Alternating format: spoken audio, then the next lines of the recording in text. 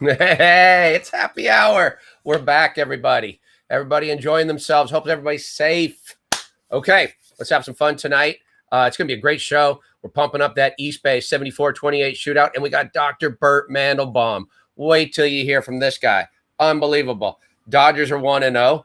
Life couldn't be better when you're watching my Dodgers last night. Hanging the Lakers banner, getting them pumped up for being in the bubble. All right, where are you from? Where are you watching from? Join us in the chat on the side. It's going to be a great one. And I think I covered everything, so we can start the show. Happy hour.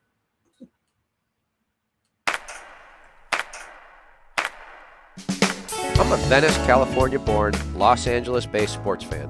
One that has played, coached, announced, and promoted sports my whole life.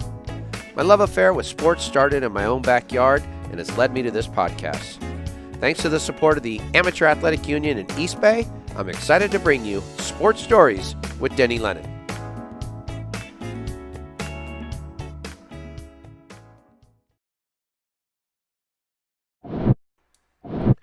Coming to you live from Los Angeles. We're in the shadow of LA. Sports Stories with Denny Lennon aims to bring its subscribers interesting, unique, and uplifting stories. You can find us at sportstoriespodcast.com. We drop audio and video podcasts every Thursday and go live on YouTube Wednesday, Thursday, and Friday. Many guests have shared their stories with host Denny Lennon, such as Super Bowl and BCS champions Brendan Ion Badejo, Peter Boulware, and Trevor Lawrence, three-time Olympic gold medalist Karch Kiraly, Kentucky Derby winner Doug O'Neill, NCAA champions Toby Bailey and St. John Smith, Hall of Famers Jimmy Lennon Jr., Rudy Tomjanovich, world champions Boom Boom Mancini and Tim Leary, AAU Sullivan Award winners Catherine Plummer, Sabrina Ionescu, and Spencer Lee, not to mention the head honcho, AAU president Dr. Roger Gowdy. We've also had best-selling authors Wesley King and Wayne Coffey, and our Sports Stories favorite, Norm Bass, the first African-American to play two professional sports post-World War II.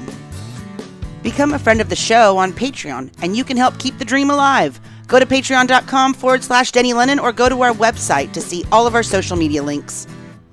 If you have an interesting, unique, or uplifting story to tell, contact us on sportstoriespodcast.com.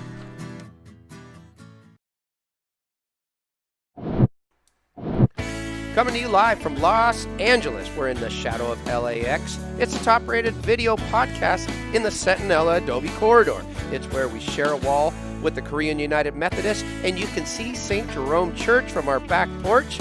We're in the 74-28 studio where Jimbo and Marley run the show, and Buck kicks back until he's got to kick it out. It's SSDL live at 5 on YouTube. All right, we're back, everybody. What do you say? Friday night happy hour. Cheers to everybody. Okay. Oh, that'd be my Dodger glass. Cheers. Cheers. Awesome. Thanks to Carlos that we get these Friday nights. That we look forward to them all week. All right. Bobby said go Padres. Yeah, I saw that. Brothers Artie, and hey, this is going to be some fun stuff tonight. All right. Let's take a look at what's been going on this past week. We've been back on Wednesday. We loaded up, gave you some vital information it's our Preps Olympians show. We gave you some vital information on the CIF. That's 800,000 athletes play high school in California. And we had on Eric SONDHEIMER, and we also had on Mo Orr. Both were chiming in. Eric SONDHEIMER, award-winning journalist for the Los Angeles Times, a wealth of knowledge, was filling us in. Mo Orr, who was at the press conference for the CIF, also filled us in on a lot of information. So hopefully you caught that. Remember, all of this is always available on our YouTube channel. Also on Wednesday, Gino Grajeda, the commissioner of junior beach volleyball, was on, updated us on the Junior Olympics and the national championships of beach volleyball. Let's see. Okay, we'll move on to Thursday. We dropped our podcast. It was part 4 of 5 with the greatest player in the history of the game, 3-time Olympic medalist, Karch Kiraly. Let me tell you something about Karch. He is a great man, even a better person, I think, than an athlete, and he's now our U.S. Women's Olympic coach. Now, before I let you know, I want to let you know something. There's something that was huge in the 1996 Olympic Games that were hosted in Atlanta. The greatest beach volleyball game ever was played. At least that's what reputed to be. There was a big acrimony between those players that were playing in the domestic AVP tour and how they were gaining points to qualify for the Olympics, and those that played on an international circuit. And they lined up against one another. St. John was the international circuit guy. Karch was playing with the AVP, and they lined up against one another. And it was really really intense. It's as intense as a moment could get in beach volleyball. That said, Karch really was forthright about all of that. And we have a really nice clip that we put over on our Patreon site. So if you want to check that out, go over to Patreon/Denny Lennon and take a look at that. That's a great clip over there. And then, of course, the whole interview, all 4 of them that are out so far are available on our YouTube channel. And thanks to Karch, man. Karch is the best. All right. That was Thursday. Also, Thursday night, I think we tackled an important story. Stanford University has dropped 11 sports from their athletic program, including the sport of men's volleyball, not to mention wrestling. Men's volleyball has a really unique spot on the campus. They have 2 national titles in addition to 5 Final Four appearances. So what we had, that's Matt Furbringer, 4-time All-American, 97 champion. That right there, that's Sibel Zhang. She's the editor for the Sports Daily, breaking that story on the campus. She was on our show last night. We also had Stephen Irvin, an All-American, along with Kavika Soji, a bronze medalist, in addition to being a national champion. So that was a great story, and we've loaded that up and shared it with a lot of people. They have over 30,000 signatures trying to bring back that sport, and with enough of those smart Stanford alums rallying up, let's see if they can get it back on campus. All right. Not to mention Michael Boehle, who's on our Oh, yeah. Mike Boehle was on the show, too, talking about how his high school and club players aspire to get to that D1 level. And it was sad to see one of the programs go. All right. That was some, right? We came back strong. That's Sibel.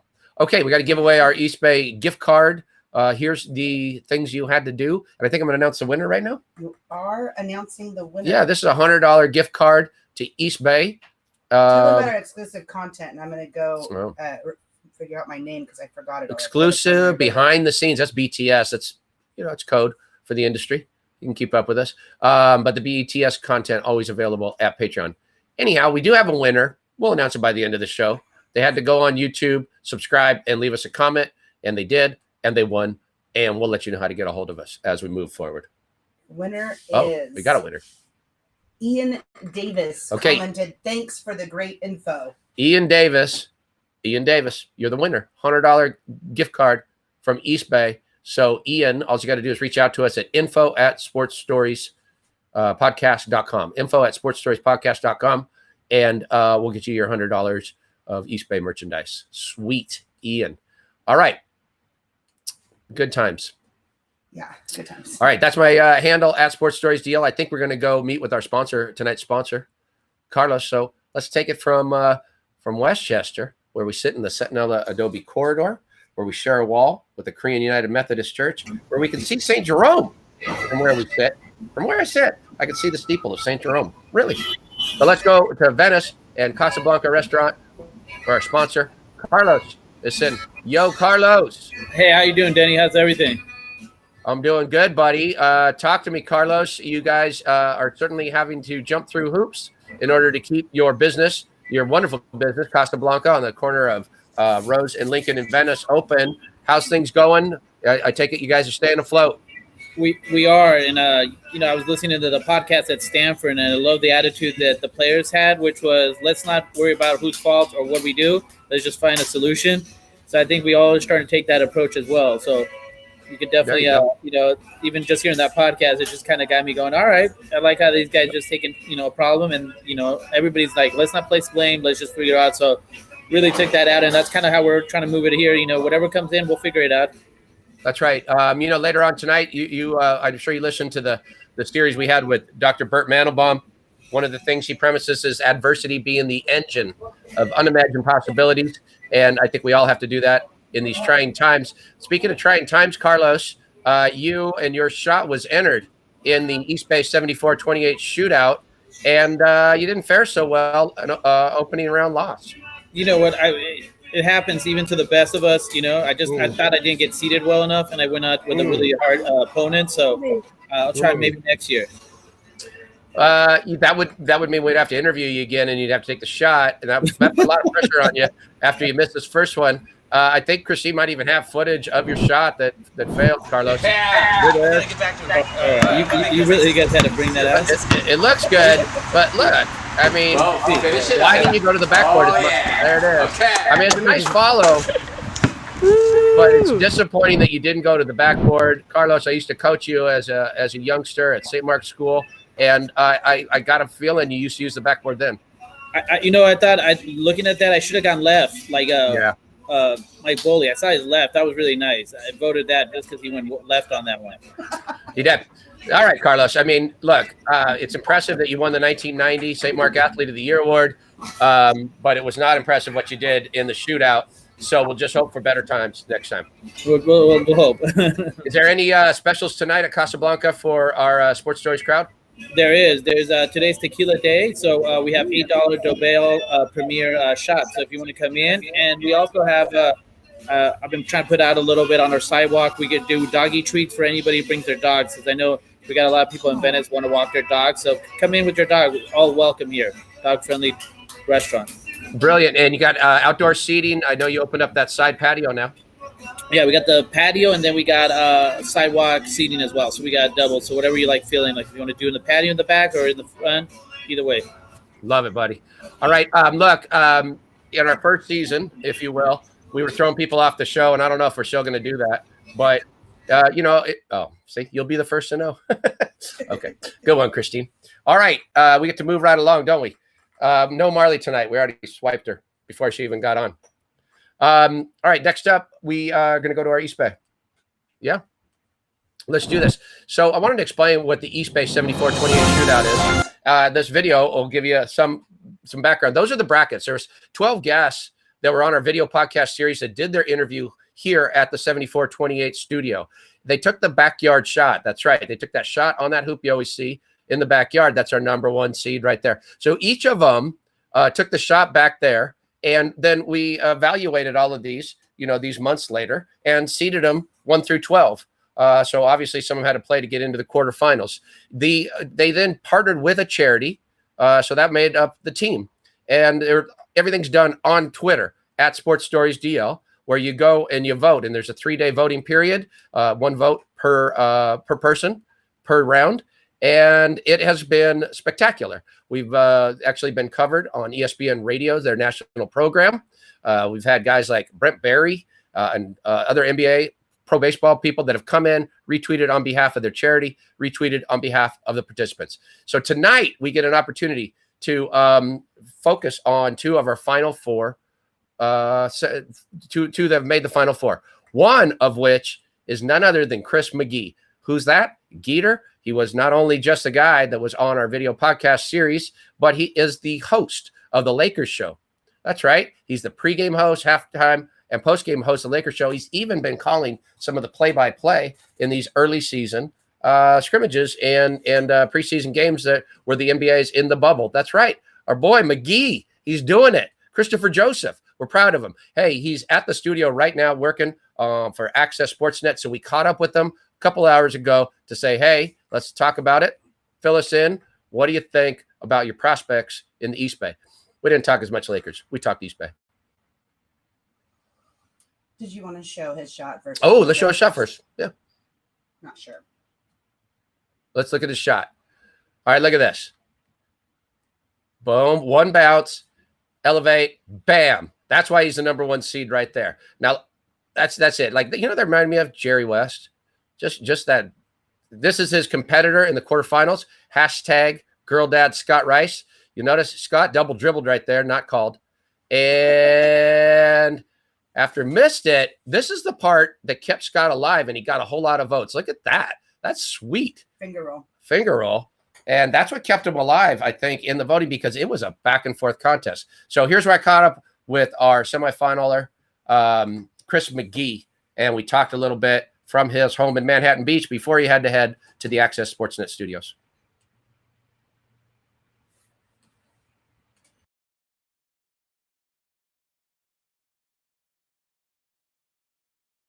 first. And also the host of the Lakers show, halftime show, pre and post, and even calling some play-by-play action for the Lakers. Chris Geeter McGee. What's up, Geeter? What's up, Denny? How we doing, man? Doing good. You don't mind being introduced first as an Eastbay semifinalist, do you? I think right now that's the most important one. I mean, I don't think there's even a question about it. So I was lucky to get out of the quarterfinals. Yeah. You had a battle with the GirlDad, Scott Rice. Yeah, it was really interesting. A couple of my buddies were like, "Hey, he's really pulling on the heartstrings with the GirlDad." I'm like, "Do you guys forget that I have 2 daughters as well?" Yeah, I know. It was interesting to find out that all my friends, after they saw his shot clank off the board and almost break a window in the house, and me call, but they all loved it so much that they voted for him. So you don't know. This event's becoming like the Six Man or the VBC or something like that. It lives in a different world. So I guess our fans are going to want to know, when did you know the shot was good? I mean, you got the pass once for a little rhythm, let it go, and you're calling bucket, the second with your hand. I mean, listen, I used to play hoops. I was an avid hoops player in high school, played for Crespi, played a lot in my 20s, into my 30s, but then I hadn't played in a long time. So I got to be honest with you, I just felt good. I felt this ball was given to me in a good spot, and I know that little 15-foot range is a bucket. Now, if I was 23 feet away, I don't know if I'm calling bucket right away. Yeah. But I felt good in rhythm. The minute I let it go, I saw the rotation, and felt good about it. Well, that's a beautiful thing. So you had a big comeback. You came back against the GirlDad. You win, and now you're lined up against Mike Boehle. Who's like family. Finals. Who's like family, and this is going to be my family. He's your family, but yeah. Yeah. This is going to be an epic semifinal.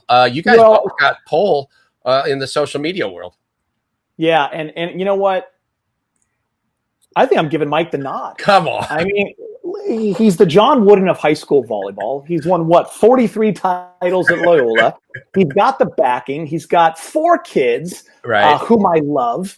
I don't think I'm going to the finals. I'm not confident at all.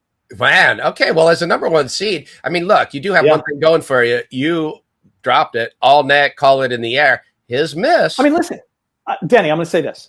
If it comes down to the shot, I'm winning the whole thing. Right. But it's not. I mean, Mr. Rice broke your window. And I beat him in the last second. Your people don't care about the shot. No one's even looking at it. I would smoke Michael in the shot, but he's Michael Boehle. He's going to win.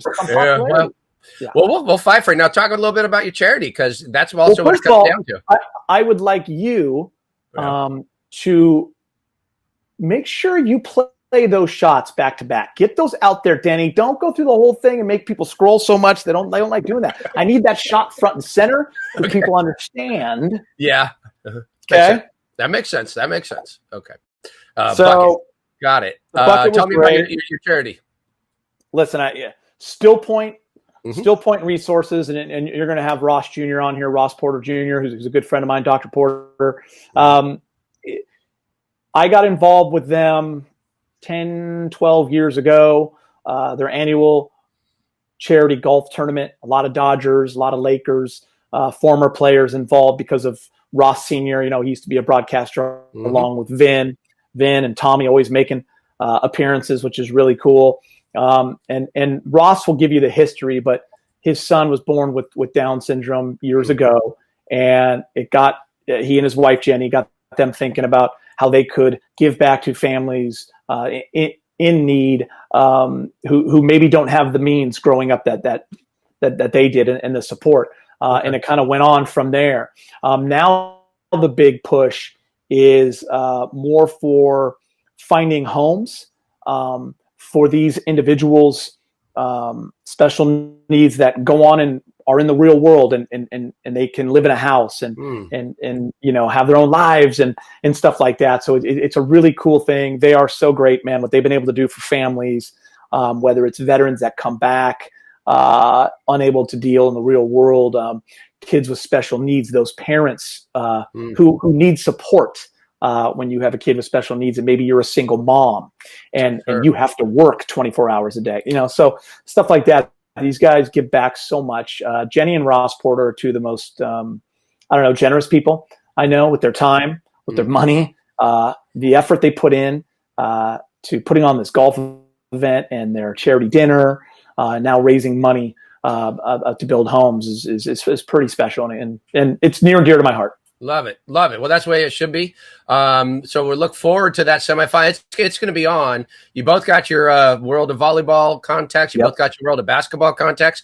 I got one question for you. Let's say you advance, you get to the championship. Let's just say, as we look at the other side, who put up the biggest number, it's the Sierra Canyon Athletic Director, Rock Pillsbury. Now, if you want to know what he thinks. All right. Hey. Oh, McGee went on for like another hour or something. We're like, dude, we got to get ready for the show. All right. And we'll put the rest of that up on Patreon. But he did. He started to. Okay, look, a guy who is in the bottom of the brackets, who's coming through strong, is Rock Pillsbury. He's the athletic director at Sierra Canyon in Chatsworth, and that is one of the heavy hitting schools in the country. No, it's got to be the top high school program in the country with what they do. Anyways, they got LeBron's kid there. Bronny is there, and Bronny's got a massive social media presence. So what is LeBron going to do? I asked Chris when if McGee gets to the finals, and then the athletic director of his kid's school get to the finals. You can find out. You got to go look over on Patreon. That was slick. All right. You heard Chris. Did it on purpose. You heard Chris. Yeah, we fell into that one. You heard Chris talk about Stillpoint Family Resources. Let's bring on the representative for that. His name is Ross Porter Jr., Dr. Ross Porter. Hey, welcome to the show. Good to see you, Denny. How are you doing? I'm doing great. I bet a bunch of people are doing the same thing I did when I saw your name and said, wait a minute, is that Ross Porter Jr. as in Ross Porter Jr., like Ross Porter, Jerry Doggett, and Vin Scully, Ross Porter, and it in fact is the great and legendary broadcaster is your pops. That's right. I'm the Ross Porter who doesn't make his living in front of a microphone. That's right. Yeah. Well, today you're doing all right. Yeah. So fantastic. Those are great memories for all of us of Dodger games, just growing up. And a lot of people always mention, how Vin Scully and, but I remember the rotation, there'd be 2 innings here, 2 innings here, and then Vin would close it out. And it was always so interesting to hear the other guys that were coming in for those innings. And your dad has a little piece of LA history there. Well, it's great that my dad had 28 great years with the Dodgers. But what's really wonderful is that he and Vinny are still very close. They talk every week. Vinny's been a huge support for us, for our nonprofit organization, Stillpoint Family Resources. If you go to our website, he actually narrates the video for our Villa Providencia project. Oh, wow. Special needs home. So, Vinny, what a lot of people maybe don't understand, he's a legend, but he's also a legend of a man. He's really one of the finest people you can ever meet. And you wouldn't know that he was arguably the most popular person in Los Angeles. He just, wherever he goes, it's a restaurant, it's a church, wherever people just stop and look like he's royalty. And he's just a wonderful guy and very charitably minded. He really lives, he walks the talk, he's a man of great integrity, and he and my dad have stayed friends, and that's nice. And they're both born on the same day. I don't know if you knew that. Wow. November 29th, so they share a birthday. Oh, also. Wow. That's cool. You mentioned what a legend Vin is in the city. The idea for this whole tournament, the Eastbay 74-28 shootout, the premise of the idea really came from what Houston Mitchell, the writer for the LA Times, did on Twitter, and he had football, basketball, baseball in a wild card division. And then he had these massive regionals that were all LA icons, and everybody voted each round. And I got super into it, and I really loved it. And the finals were Vin Scully versus Magic Johnson, of the greatest icon in the history of Los Angeles sports. And Vin took the title, and it just shows how beloved he is that a broadcaster can do that. And it was great. Your father too, has that slice of history that's really unique, because the way they did their broadcast and also what the Dodgers meant to the city. Well, the O'Malley family and my dad is still, very connected to Peter O'Malley and Terry O'Malley, Seidler, and so are my wife and I. It was a family, and it's different now. We're still Dodger fans, of course, but there's only one O'Malley family, and they just did it. I think that's a bygone day. I don't think I don't think you can do it that way anymore. No. But it was a very special time in Los Angeles. Yeah. Tell me a little bit about the charity that's getting represented. Well, you know, and McGee, you do have the #1 seed here. He hit the best shot out of all the interviewees, so there's a little bit of pressure there. But tell me a little bit about what you do. And he's still got some hops, so we've got a chance. Although, if LeBron gets involved, I think it's lights out. But yeah, so you know, my wife and I were both raised in families where, you know, the message was, to whom much is given, much is expected, and so we grew up wanting to make a difference for the good.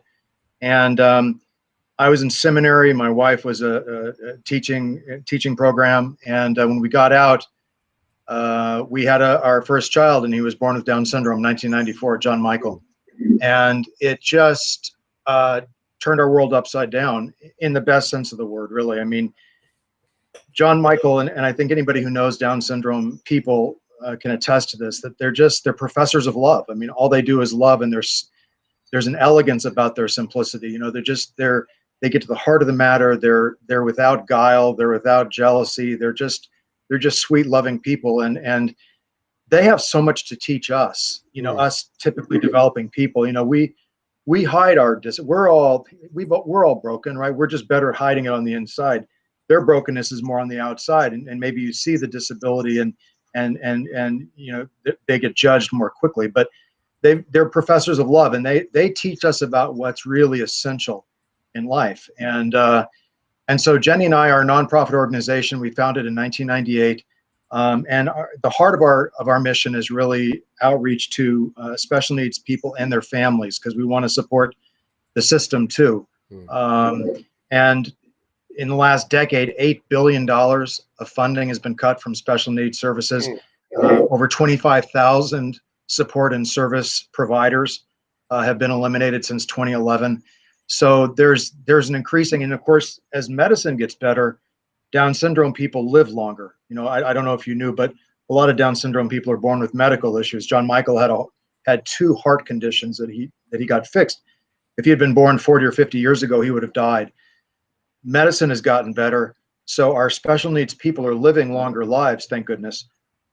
But the other side of it is they're outliving their parents now, and so, you know, the question is, what happens to these beautiful, you know, childlike adults when their parents are gone? And, you know, you think, well, maybe a brother or sister will take care of it, maybe a sibling. You know, the fact of the matter is that doesn't happen very often. And so with all this funding being cut and these resources being shuttered, you know, we've really decided to focus our time and our attention to not just services. We have enrichment. We offer enrichment programs for special needs people. We're online now, of course, because of the COVID stuff. When we're not in our quarantine situation, we have special enrichment services that we offer 3 times a week for folks who have termed out of schooling. So, you know, special needs people will receive education until they're about 18 or 20, and then at that age they term out. And a lot of them, you know, they'll go to a work program or they'll go to some kind of a social program, but it's done 2 o'clock, 3 o'clock every day, and they get dropped off at their home, and they sit and wait until the next morning. They, you know, many of them don't have the ability to, you know, to make plans for themselves and to kind of initiate social contact. So, you know, we're concerned about that, about all this time that they're not being engaged. But more than that, we want the world, you know, the larger community to know these special needs people, not just Down syndrome people on the autism spectrum, and people with physical disabilities. They teach us about how to love. They teach us how to be kinder and gentler people. And so we want to have these homes in the middle of neighborhoods. So, you know, they're not warehoused off in the sticks somewhere. They're in the middle of a neighborhood where they're shopping in the same supermarket as you and your wife, or they're at church or at synagogue with you and your family, or they're at the Friday night football game with you. I mean, you know, they're in the mix with the typically developing world, and it's good for them, but it's even more important for us, I think, to become better human beings. No doubt about that. It's really impressive to hear what you're doing, and that void needs to be filled. You'll see as we bring up the next semifinalist. I'm so proud of my oldest sister, who has a charity that also fills a void that needs to be filled. And it's an honor to know and interact with people that are doing what's right for our group. So now, you know, don't worry. There'll be no shenanigans going on behind the scenes to help my sister and my cousin here. It's all going to be above board, theoretically. Yeah, I'm honored. I'm honored to be on. You know, these are all wonderful people, and they're doing wonderful work. And thank you for highlighting it. I mean, you're leading the way. So thank you, Denny. Excellent. And you know, thank you for your words. And it's great work. But you know what? It's time to really get focused now. You know, it's pretty soon you're going to have a semifinal, and you're going to have to take on a behemoth there in the semifinals. You got to rally the troops and get yourself to the finals. I'm ready to go this evening. Awesome. Hey, thank you for joining us tonight and sharing your story. Thank you, brother. Take care, man. Right Best on. to you and your family. All right. You bet. Bye-bye. All right. Dr. Ross Parker. Are you upset that I didn't throw him off? Take it easy, everybody. Jeez. All right. I know it's hard to throw. I know. We're not going to throw. Why would I throw him off? The next guy I might throw off. Never know. But not my sister. No way. All right. So that's one of our semifinal teams, right? Stillpoint and Chris Geeter McGee. Now we got to meet our other semifinal team, and we're going to look at his video. Yeah. All right. Let's see who else is in the semis. Oh, wait. I know. It's Mike Boehle. His semifinal matchup.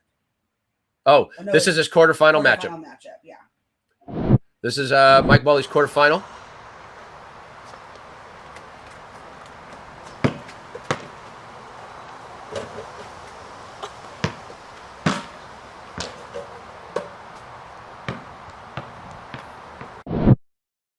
Let's see, I know most of the people that Listen to this. show have been able to score, so it's be a short shot. And my best play-by-play, it's up and off the iron, so I missed again, but the rebound is good. Fail that again. Okay. All right. So you can see why that was a battle royale. All right. Mike Boehle got the 4 seed because of that beautiful left-handed cleanup. Did you see that? That ball was deep end, came out, nice left-handed, all good technique. Randy got the 5 seed. That's Randy Rosenblum, the Hall of Fame sportscaster.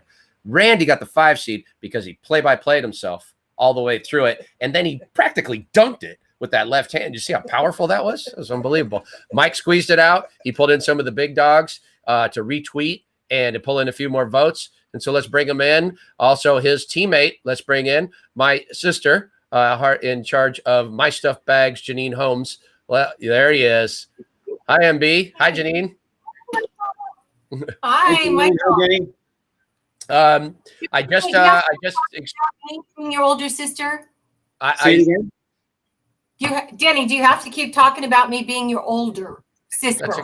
That's a good call. That's a good call by you. I'm gonna write that. Hold on a second. Okay, we're good. Note to self. Mike, you've relived that shot a few times, and so I mean, it was so deep in there before it came back out. It's as if we jerry-rigged it, but we did it. Tell us a little bit about just your release point and how you went through that shot, Mike. Well, everything felt good leading up to the final product. You know, I mean, I got up, I felt pretty good. I got a nice bounce pass where I wanted it. I was in rhythm. Dieter kind of mentioned that. Mm-hmm. And I mean, if you look at it in slow motion, like you guys did, how did that not go in? I don't know. You know, the form was there, the technique was there. It barely rimmed out. But my follow-up with the left hand off the right foot, I think held me at number 4. And thank you, Carlos, for recognizing that, because a lot of people don't realize that. But I made the right move. But look at that. That's in. That's more than 75%. Yeah, you could argue that you made that shot if you need to, because maybe the whole of the ball went below the rim. Yeah. Yes, absolutely I could. I want to go and measure your rim, actually, too, and just make sure. It's oval. Look at me right now, too. You can see as I'm walking off how competitive I am and how mad I am. Yeah, I know. That's not it? No, it's not. But that said, here you are in the semifinals, thanks to your partner on this team, Janine Holmes and My Stuffed Bags. A little shout out to Simone Grice, handling your media efforts there, Janine. But before you comment on the basketball shot, because I know how much you enjoy basketball, Janine, I would rather you fill us in a little bit on your charity. You wouldn't want me to talk about basketball because I don't know a thing about it. But thank you so much, Michael, for choosing My Stuffed Bags as your charity. And we just want everybody out there to know about the children we serve and how important it is to support charities that serve children that are homeless, abused, neglected, and abandoned. And in our case, what we provide is this beautiful duffel of new belongings filled with things to reassure these kids that people out there care about them while they go through a desperate time. And particularly during this pandemic, these kids who aren't in school and don't have places to report what's going on in their lives, they can't go in and say they've got problems. They're stuck in domestic violence situations. So we know that once these kids are out again, the rates of domestic violence, the rates of abused, neglected, and abandoned children go up hugely. And we want to be there to provide them with our duffels with new belongings because most of them have nothing to hold on to. It's such a it's so powerful what you do, Nini, and it's always it's so heartwarming to see the support you get for your foundation from you know, both your own community and an extended community. You know, if you could talk a little bit about those that support what you're doing. Oh, thank you for asking that. So first, I have to bring up that there are so many individual people all across the United States who support our foundation. They collect items and send them for us to put in the bag. Brand new items. People make blankets. These are our fleece, no-sew-tie blankets. We've got so many people making them. And especially since COVID-19, with so many people quarantined, we have a huge project going of people making no-sew fleece blankets all across the United States. You know, even my sister Sally in Oregon has been making blankets. It really is. And Teeny, by the way, Michael's mom, has made some blankets with her grandkids, and it's an incredible support all across the United States. In addition to that, we have manufacturers and grantors that help us. Molina Book Foundation. This is a little car made by an organization called the Happy Factory. Am I doing that right? Probably not. We have a toy company, a toy and puzzle company called Simply Fun. Wow, Denny, thank you for letting me mention all these great people. I mean, I could go on and on, but you know, the point is, we are grassroots supported all across the country and are able to distribute about 20,000 My Stuff bags every single year to children all across the country. And it's hugely important in their lives and makes such a difference to lets them know that people care about them. That's the really big thing. And thank you, Michael Boehle, for choosing us. No, it's an honor. You know, it was so cool when I kind of found out about your foundation and what you're doing, because, you know, you hear so many horror stories, and I want to give a shout out too to cousin Bobby, who's I think on the board as well. Yes. But what you guys are doing is amazing because of the horror stories you read. There's this, I forget the little boy's name, who was abused and ended up being murdered by his parents. But it's like, give these kids a chance, you know, and what you guys are doing is incredible. And what I wanted to ask you, Janine, too, is do you take, like I've got tons of volleyball stuff. I've got tons of gear that's just sitting in my closet. Do you take that kind of stuff? If I want to give it to you and donate that, would you take it? Yeah, that would be awesome. We only take items that are new. Yeah, it's all brand new. Everything's new. Yeah, for the most part, these are kids that have been basically thrown away. And so we try to make sure we give them things that are new and that reinforce their self-esteem. That's hugely important to us. And Denny, also, if I may, thank you to Eastbay. Right. What a good idea. And Michael, I just want to tell you, we really want to win this because we would use this to get some items, this Eastbay gift certificate, specifically for our teen boys who get so forgotten in this whole world, and realize how many teen boys would be so reinforced by just getting some sports items, sports socks, sports t-shirts, and so great.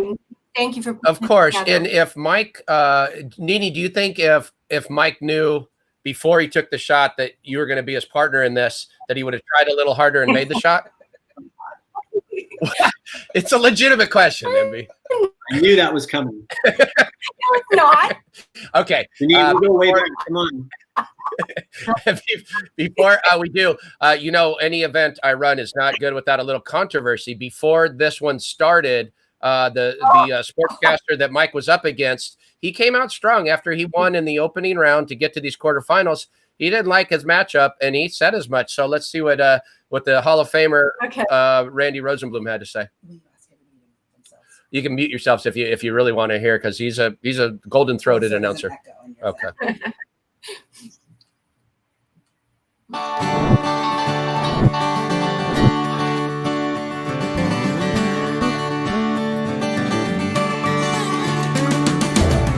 First and foremost, it was a great pleasure to be entered into the Eastbay shooting contest and to get by Craig, who has wooden ties, part of that wooden legacy in the opening round.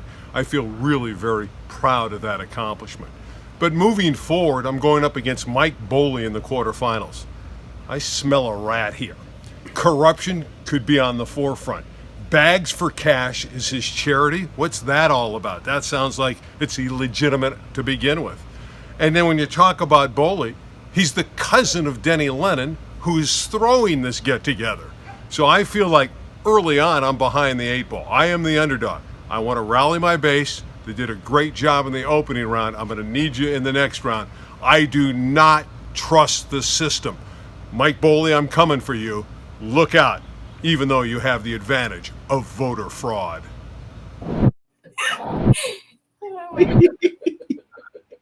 Okay. Wow. That's a lot. It's a lot to process. Yeah. Bags for Cash. Never heard that one before. Yeah, bags for cash. I got a lot to say about that. Yeah. Oh, boy. I mean, I think if you did have bags of cash, Nene, that could only help. Bags of cash would work. Oh, man. That's the family thing. Okay, so can I just comment on that? sure. I absolutely love that my family supports this charity. Yes. So there you go. It's a good thing. Of course. Yeah, and I want to comment too on the fact that, listen, he had the advantage because he got to go on with you and do this extra little interview that threw me under. Like, I didn't know what to do after that, because he's putting it out there and his people are voting, and it's like, oh, it's all fixed, it's all fixed. So I was ready to protest if he would have won. I'm telling you right now. I'm just Family knows him. I was ready to protest. All right. Luckily, we got beyond that. Let's look to the next round. Mike, this is going to be big. You guys up against, the Laker brand, the announcer of the pregame and postgame show, Chris McGee, another fine charity. This is going to be a great semifinal. Yeah. Yeah. Chris is. I listened to his interview with you, and don't let him fool you. Michael Boehle is going to win. He's going to. I love Chris. He's been a wonderful part of our family. But he did make the shot, and he's got Laker Nation behind him. I've got my stuff bags behind me. So I think it's going to be a battle. I love the Lakers, but my stuff bags is bigger, stronger, and it's ready to support. Wow. And I've got these family members that are on our show right now. I hope they're all voting for me, because family does go a long way. It does go a long way. I don't. Let me see. Oh, I do have the brackets in front of me. I think you start July 30th, if I'm not mistaken. Yep, that's right. July 30 is when that just epic semifinal will be coming down. So we'll look forward to that. In the meantime, the tournament will continue. Nene, I thank you for recognizing Eastbay, because it is really cool what they're doing. And it's great that these charities that are so important for everybody to learn about are getting a little bit of attention, so that we can all, make a difference in what needs to be made a difference in. Thank you, Denny. Thank you. Janine, thank you very much. Seriously, I'm so stoked. Fired up. We're going to take this. We're going to win it. Thank you. I'm on it. And then you'll have bags of cash. Yeah. All right. Hey, Dan, I got a question. Yeah. When did your brother and Janine, your brother Bobby, become a Padre fan? Oh, long story. Let me start. Yeah. Go. Yeah. That's how we do the Padres. That's how we do the Padres right there. Everybody got lights. Okay. Yeah. I didn't mean to wipe you, Nene. You don't have nothing to do with the Padre Dodger thing. I just got white crazy. But come on, Padres. All right, that's up to my brother. That's between him and they have what 1 year, 1984, and they had to have Steve Garvey. They had to steal a Dodger in order to have a good year. It's tough, and they're named after a priest. That's weird. All right, let's move on to our main guest tonight. I forgot to show this, by the way. Oh, okay. That's not that's one of our guests tonight, but that's not our main guest. Hey, our main guest tonight is a tremendous man, and I really mean that. He's not only a good friend, but I have so much respect for him. Every time I sit with him, I get smarter and I feel dumber. But he's unbelievable. You're going to see this. He's the chief medical officer for the Olympics, for the World Cup, and he's got a lot of titles. We're gonna dig into those titles in a minute, but let's show a walk up.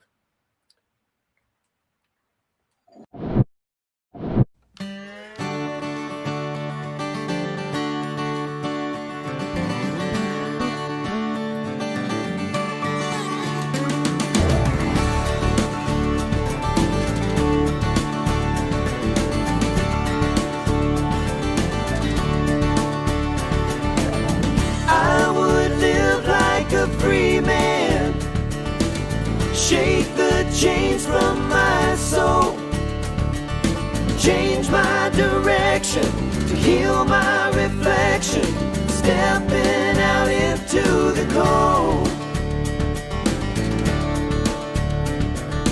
These are the things I would do to help me break through.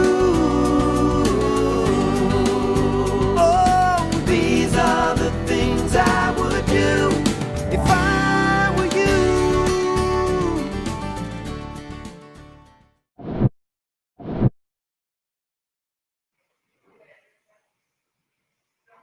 Officer, the author. Say it again. Sorry. Oh, let's bring on the chief medical officer and an author. It was rhymed. I tried to roll with something important. But anyways, let's bring on my friend, Dr. Bert Mandelbaum. Hi, Bert.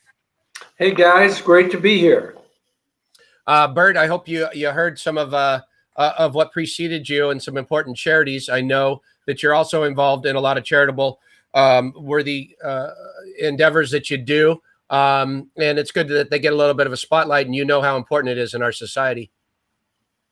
Definitely. And I won't bet on a winner there, but I love the competition. It's really amazing to watch all of you participate in this tremendous competition for charity. So congratulations to all of you.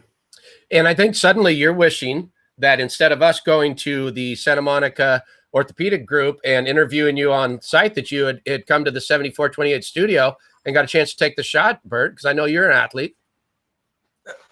If I'm asked to take the shot, I'm going to take it. I'm going to dunk it. Bert, we got to establish your credibility here for a second so everybody knows who they're talking to. So I need some true or false answers, and let's start with this. You're the director for FIFA, the Medical Center of Excellence in Santa Monica. True? True. Okay. You're the assistant medical director for the Major League Soccer. True. Member and director for USA Gymnastics Sports Medicine Advisory Board. That was true before, not now. Okay. Your FIFA medical committee, we already went over that. Team physician, United States national men's soccer team. True. Team physician, Chivas, USA. That was true. Okay. No physician, longer exists. Pepperdine True. University Athletics team physician. True. Okay. Consultant to the FIFA Medical Assessment and Research Center. True. And okay, I think we've established what we needed to establish. Fine. I was going to ask you to leave the show if we didn't get to at least some bar met, Bert, but we're going to determine that you're worthy here. I hope so. It's Bert. Friday night. It's Friday night. It's happy hour. So yes, it is, buddy. And how about that? I understand that Carlos hooked you up. Hey, congratulations! Shout out to Carlos with Casablanca. Outstanding polio asada. Outstanding. Nice. Okay. We just get the margaritas. He didn't even give us any food.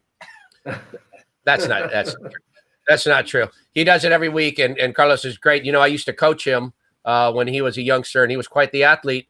So I hope you don't judge him by the shot you saw he took earlier in the show. We won't. Okay. Not at all. Bert, we got a chance to chat right before the stay in place quarantine was put down. I think we got together about March 18 at your offices, and you said a lot of things that have really played out in looking back on it. Let's talk a little bit about where we were middle of March and where we are now, in effect, middle of July. Well, it's been an amazing 4 months when you think about it since our discussion, Denny. We've seen some 145,000 Americans pass away. We've seen over 4 million cases in the United States. We've seen an incredible global spread of this virus. It has really taken us all to our knees in a significant way. So it's been an amazing thing to watch unfolding this natural force, this force majeure, as we talk about it, in such a way that we're all humble. And we have to approach this in a very humbling way. It's a natural force. This is a virus. It makes each of us really think about who we are, what humanity is, and how we need to be respectful of this, how we need to manage it, and how, most importantly, we need to empower ourselves and our society to learn how to adapt around it and make it as minimal as it possibly can. No doubt about it. We talked a little bit about this, but the more it's played out, the more I've looked backwards to about 100 years ago and what was known as the Spanish flu and that pandemic. And I'm seeing a lot of similarities. You talked a little bit about that and subsequent virus outbreaks that had happened. But can you talk a little bit about, the Spanish flu of roughly 1918 and how our country handled that particular pandemic? It's a great question, Denny. In 1918, we all have to remember that we were amidst World War I. Woodrow Wilson was our president. And the first place where we got this influenza was actually in Haskell, Kansas, an encampment for the Army. And it was really the first place. And out of Haskell, Kansas, came this virus that 675,000 Americans passed away. And perhaps 50 million people globally passed away. But it all started in Haskell, Kansas. And there were some tremendous lessons that we learned then, the fact that we're not really paying attention to as well as we need to now. The first was, and again, everybody battled about whether it was a hoax. And in fact, Woodrow Wilson and Bismarck, the president of Germany, didn't think much about it. We were at war. So as a consequence, they really minimized the effect of this virus on the society and the troops. And it was only the Spaniards who were neutral. And as a consequence, they were the only ones who reported about it in the media. So they call it the Spanish flu. But in fact, it had tremendous impact through 1918 and 1919. And in fact, in November of 1919, probably the reason why first the Austrians and then the Germans surrendered was because of tremendous impact of influenza on their people, on their will, and on their armies is the reason why they surrendered. I also found it interesting that I think at the time, Woodrow Wilson, a Democrat, was in midterm, but those midterm elections, of course, important. And because the Republicans at that time attacked his handling of or ignorance towards the pandemic, they took over the House, and we're seeing subsequent politics being played today. I mean, what goes around comes around, I guess, but I think it also speaks to our human nature and who we are as Americans, that some of us have to rally behind the right thing, and some people, rally behind things that are political. And it can only hope that everybody can adhere to what science teaches us, which is if we could just, listen to the scientists, wear the mask, keep the distance, and adhere to those, we might be able to beat this. Crisis breeds leadership, and leadership breeds empowerment. One of the most important things when you look at FDR or Winston Churchill. In moments of crisis, they spoke to the people. The people trusted them, and vice versa. And as a consequence, what we need now is we need to empower our society in such a way that it's not just legislating what we do and don't do. We have to do it together. We have to do it compassionately. We have to do it comprehensively. And so many things we've learned that this is another lesson for empowerment and leadership, because the only way we're going to fight this virus successfully is if we can do that correctly. No doubt about it. What do you see, Bert, as it relates to sports? Some of the things that we're all going to have to get used to as we're allowed to attend these games again and operate these sports again. Or, you know, I mean, so, you know, right now, obviously, we look at 800,000 young athletes in our state of California that aren't going to be able to participate until January. And then hopefully then, what are we going to have to learn as those that go to the games or play the games? What kind of standards are we going to have to adhere to that's going to be different than what it was? Well, Danny, we've learned some very interesting lessons in the last couple of months through sport. The first is watching, believe it or not, we've sent our women out, the NWSL, the professional league, to go into a bubble in Salt Lake. And in fact, we learned many lessons that before they got into the bubble, there were several players who had positive tests. The Orlando team had to be eliminated. In the bubble, there were over 1,000 tests, none of which were positive. The same was true for Major League Soccer, where leading up to it, especially the Dallas team and the national team had positive tests, and those teams were eliminated by virtue of the virus. And then we have the NBA, also beforehand having positive tests, but in the bubble, no positive tests. So what do we learn from this? We learn the essence is that good public health works. We're only as strong as our weakest link. The principles work consistently. When you're in that bubble and you're following the rules of distancing, when you're following the rules of compartmentalization, of assessment, testing, understanding, washing the hands, no high fives, make sure you're not traveling in and out of the environment, and understand who is and who isn't. If we follow all those basic principles, we can win and beat this virus. The problem is the complacency and the lack of unified response and trust that's been imbued upon our society. We're left with a leadership void that's so important to fight this successfully. And as a consequence, we're not doing as well as we can in society. But our professional teams, the women, the MLS, and the NBA will be very successful in the bubble. We just need to create mini bubbles within our youth soccer teams. Tell them they can't go out. They've got to stay in on the Friday, Saturday night. They have to know who's in and out of their houses. They have to know how to social distance. You have to screen people at the field. So all of these things have to be done. It's not that you could choose 4 or 5 or 3 of the 5. It has to be 5 of 5 all the time to be successful. I have learned when you go to explain something and then you say, what have we learned, to not answer that question, because I would only say something stupid compared to what you're about to say. And then I learned some more. So I want to always thank you for that, Bert. You always drop such knowledge. There's this other part I wanted to ask you about. Now let's get back to some of the fun stuff. Please, it's Friday night happy hour. As a youngster, growing up in Long Island, you became fascinated with the sea, and in particular sharks.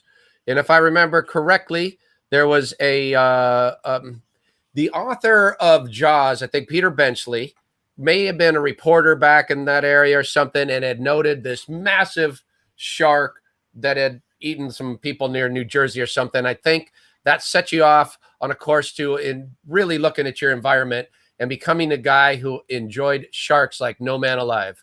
And tell me a little bit about that journey as a youngster, and then you come out west to live, and you've done nothing but swim with sharks ever since. And the rest of us that would like our children's knees to get fixed have always worried about you getting eaten by a shark. Well, I have been blessed to read Peter Benchley in what's known as the Matasquan River and the shark attack that occurred there early in the 20th century. And what happened was a shark had come into the river and taken some boys, and that became the start of what Jaws was really built upon. And actually, for me, I became very interested in the biology of sharks, the apex predator, and then which led to me wanting to become a lifeguard and surfing in my teenage years. And when I was a lifeguard, which I did for 6 years, I basically lived between jetty and jetty, and I knew every shark, every striped bass, every bluefish, all of it that existed in that ecosystem. And I knew how to do everything from diving and spearfishing and understood the sharks coming and going. And I've learned to have an incredible respect for that whole ecosystem that to this day, I really, in my later life, if I wasn't going to be a marine biologist, I really wanted it to be a hobby, an important passion of mine that I lived.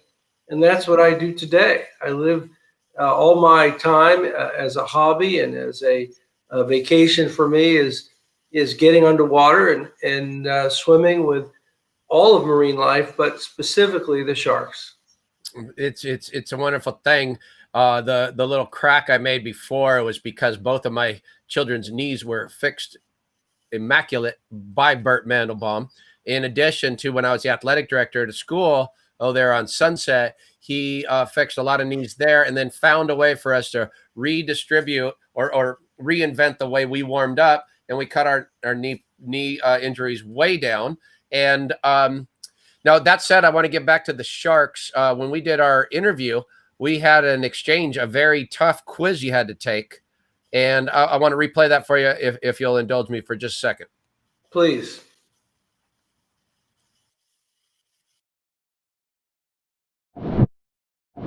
Get ready, Bert.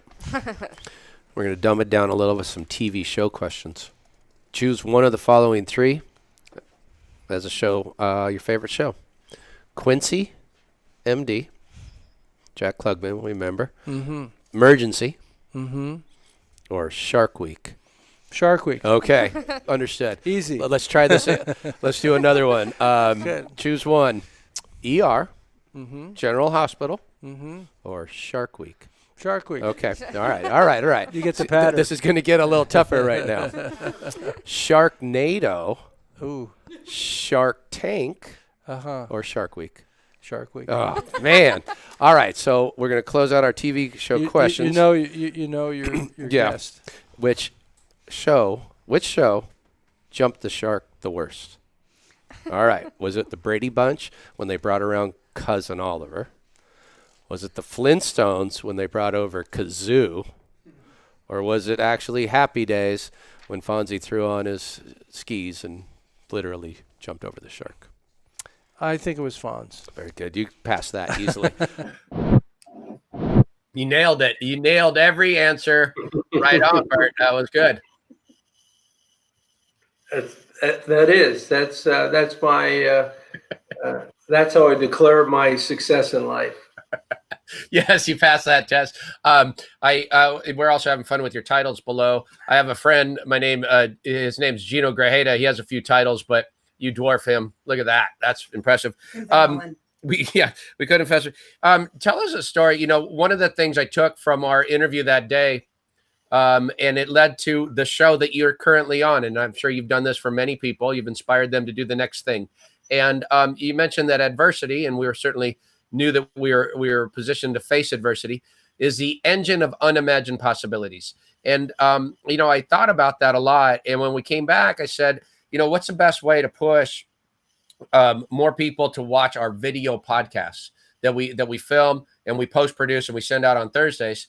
And the idea came around that we would do a live show just like this in order to have guests, maybe a little shorter form, but we could also have the circular kind of marketing that allowed for that. And we also knew that, we were going to face tough times and people would be at home and hopefully they would tune in. And so I want you to know, that's really helped build this business so far. And I took that strong. Can you talk a little bit about that idea and part of the premise for building your book, The Win Within? There's so many stories that come out of that book, but I think just the story of humans overcoming their obstacles to be better. Well, as you said, Denny, adversity is the engine of unimagined opportunities. And that concept is something that's been part of the biologic evolution of man since our inception. We started as what is known as the ape of Australopithecus. Then we became Homo erectus for 2.5 million years.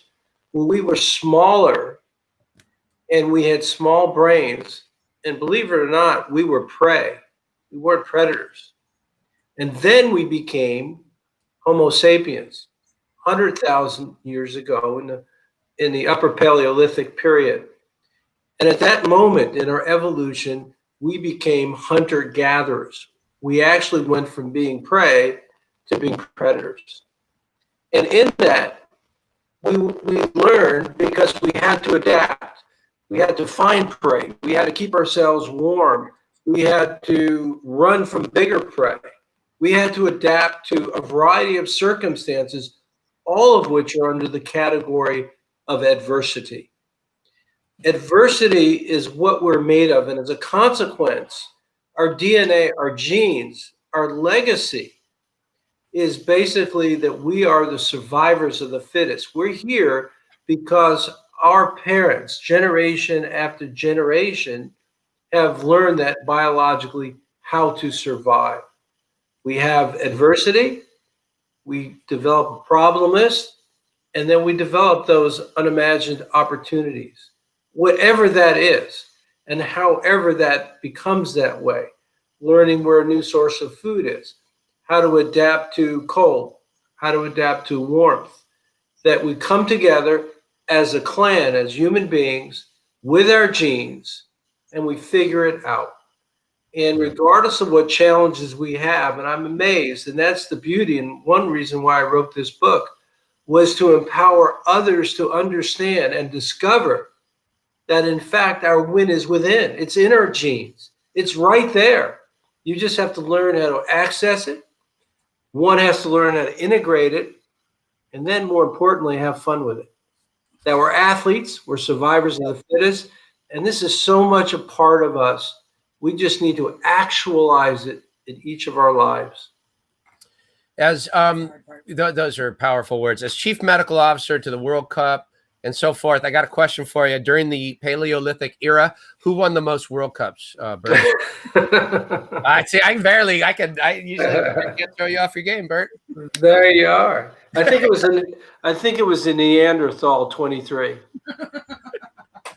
I love it, Bert. It's always so inspiring to hear from you and to connect with you. And you shared your message with so many people I know that have also been inspired, but you've also been hands-on, actually healing people so they can get back to finding that win within and being athletes. And it's to be admired.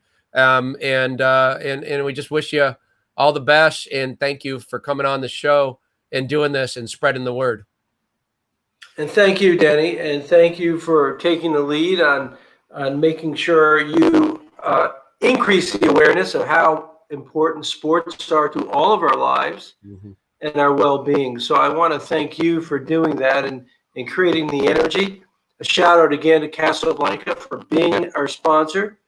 It doesn't get any better. And I just want to raise a glass on the Friday happy hour. So thank you. Love it. Let's do it. Let's do right by each other, Bert. Thank you. Okay. Bye-bye. Oh man, Bert's the best. He's so smart. Like you could tee him up with any question, and he gives you such knowledge. It makes and I say this in all sincerity. When I traveled around with Karch Karai and we were promoting beach volleyball to indoor arenas and so forth, there'd be these big meetings, and then people would ask Karch these questions. And his knowledge of volleyball, he would make an answer, that was simple enough for everybody to understand, but high-minded enough to make you better, right? And I was in awe of the way Karch could do that with the sport of volleyball. Bert does that with not only just like medicine, but he does it with life, you know, in the way we are human and the way we can get better and the way we can find what is such an apt title for his book, The Win Within. And he always inspires me, and hopefully he can inspire more through this podcast and the way we distribute it. And more people can hear Bert's message, because Bert's a great guy. Okay. I agree. That didn't suck. No, that was fun. Super fun. And how about that? How about support our charities? You know, do what you can. Even, you know, you don't have to go out there and throw money at our charities, but you can learn more about them and learn about their message and spread that. Stillpoint, My Stuff Bags. Yeah. And then what Bert's doing. And when it comes down to it, they're going to play each other. So, you know, we're going to see who wins. Yeah, tons of behind the scenes content on Patreon. Yep, we're doing everything we can to put behind the scenes content on Patreon.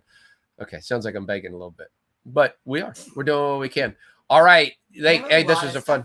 This was a fun week to get this going. Look, on Sunday I'll be on a plane and I'll be heading out to Florida, which sadly is in even a better situation than California, and going to Cocoa Beach. But I got to stay outside, mask, distance, and we're going to operate a safe tournament of AAU Beach Junior Olympics on the beach, Cocoa Beach. Mentioned this before. Everybody got to remember, Cocoa Beach is where I Dream a Genie was based, right? So we're going to learn a bit about I Dream a Genie. I'll do that. And hey, that's coming up next week. We're going to do our live shows next week on location. So that should be some fun. All right.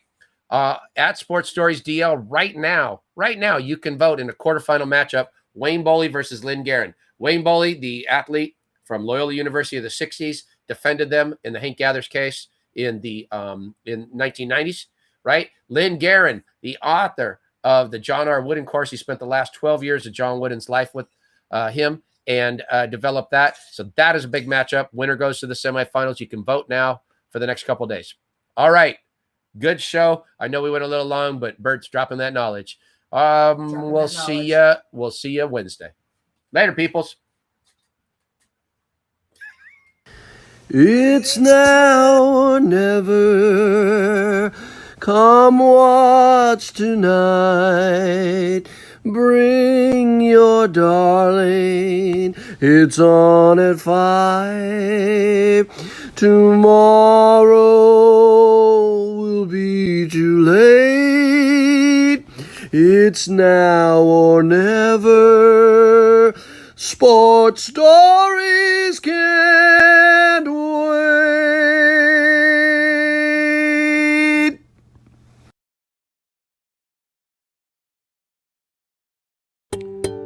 Sports Stories with Denny Lennon is supported by the AAU. Find a local event and join at aausports.org. And remember, you can catch your favorite amateur sports live stream, replays, and highlights at ballertv.com. Sports Stories, along with Eastbay, supports the Heroes Movement, a non-profit that bridges the gap from mental or physical therapy to getting strong again through strength and conditioning workouts. This free service is available for any veteran of the United States Armed Forces. Visit heroesmovementusa.org for more information. Sports Stories, along with thousands of people across the country, also supports the My Stuff Bags Foundation, a non-profit that provides traumatized children with new belongings and new hope. Learn more at mystuffbags.org. Sports Stories with Denny Lennon is a production of Sports Stories, Inc. and is available on Apple Podcasts and YouTube or wherever you listen and watch. Don't forget to subscribe, rate, and give us a review. It really helps spread the word. You can find all our social media links, archives, and other info on our website at sportsstoriespodcast.com.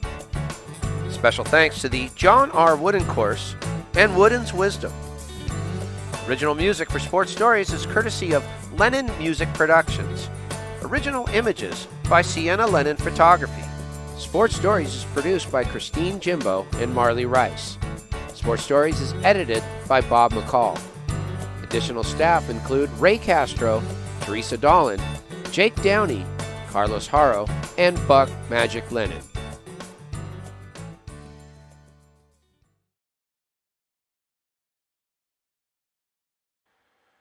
Kick it out, Book. Yeah, kick it out.